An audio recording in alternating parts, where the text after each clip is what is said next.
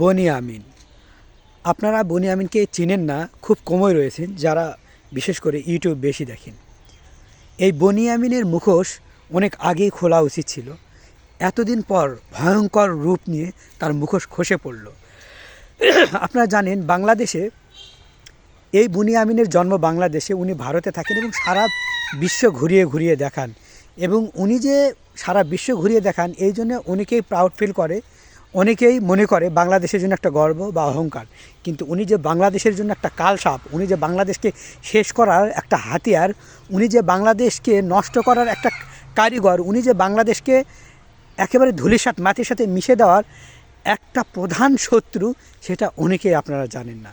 বনি আমিন অনেকের মতে মুসলিম, কিন্তু যখন ওনার ভিডিও ভালো করে খেয়াল করে দেখবেন উনি মুসলিম বিদ্বেষী অসংখ্য কথা বলেছে।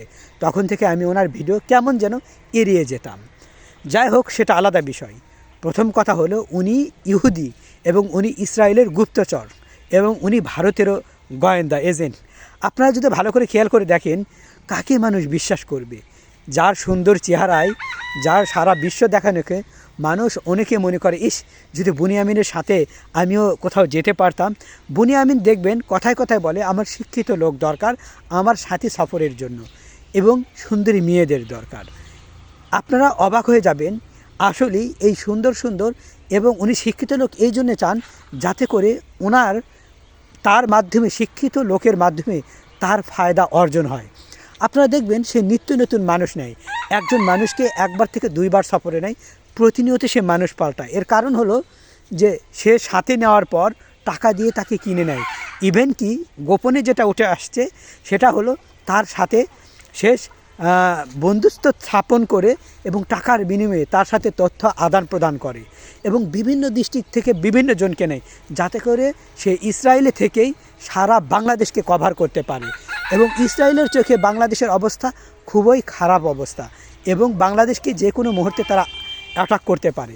বনি আমিন ভারতের যেরকম গোয়েন্দা, ঠিক তেমনি ইসরায়েলেরও গোয়েন্দা। ইভেন কি সে বাংলাদেশকে শোষণ করার জন্য, শেষ করার জন্য উঠে পড়ে লেগে আসে। আপনারা অবাক হবেন যে বাংলাদেশকে ধ্বংস করার জন্য এরকম ব্যক্তিরাই যথেষ্ট। আপনারা কি কখনো কেউ ভেবে দেখেছেন যে এত সুন্দর মানুষ, এত সুন্দর মুখ, সে এমন কাজ করতে পারে? বন্ধুরা, সত্য এটাই যে তার মতো জঘন্য দুশ্চরিত্রা এবং আচ্ছা যাই হোক, চরিত্র তার প্রত্যেকের ব্যক্তিগত বিষয়, সে খারাপ হবে না ভালো হবে সেটা তার বিষয়, এটা নিয়ে আমি কিছু বলতে চাই না। প্রথম কথা হলো এরকম শত্রু দিয়ে বাংলাদেশ ভরে গেছে। বাংলাদেশ চাইলেও নিজ পায়ে দাঁড়ানো কখনোই পসিবল নয়, অনেক কঠিন হয়ে দাঁড়াবে। কারণ হলো আপনারা যদি ভালো করে খেয়াল করে দেখেন যে এদের মতো শত্রুদের কারণেই বাংলাদেশ একসময় শেষ হয়ে গিয়েছিল। মনে আছে রাজাকারের কথা? রাজাকারের কারণে যদি দেশের মানুষ শত্রু দেশের হয়ে দাঁড়ায় তাহলে সেই দেশ তত দ্রুত, তত তাড়াতাড়ি শেষ হয়ে যায়। বনি আমিনের মতো হাজারো লোক আমাদের বাংলাদেশের আনাচে কানাচে মাটির তলে পর্যন্ত মিশে আছে, যে কোনো মুহূর্তে আমাদের বাংলাদেশকে গ্রাস করে ফেলবে, খেয়ে ফেলবে। মনে করেন তো শাহজালাল আন্তর্জাতিক বিমানবন্দরে যে আগুন লাগছে, এদেরই যে কোনো হাত নাই, মানে এরা যে কোনো কিছু করেনি, আপনারা কি একেবারেই বলতে পারেন যে এদের হাত নাই? আমার মনে হচ্ছে বড় বড় বাংলাদেশে যতগুলো কর্মকাণ্ড ঘটছে, আগুন লাগা থেকে শুরু করে বড় বড় কাজ, এগুলো ভারতীয় এবং বনি আমিনের মতো লোকদের হাত অবশ্যই রয়েছে।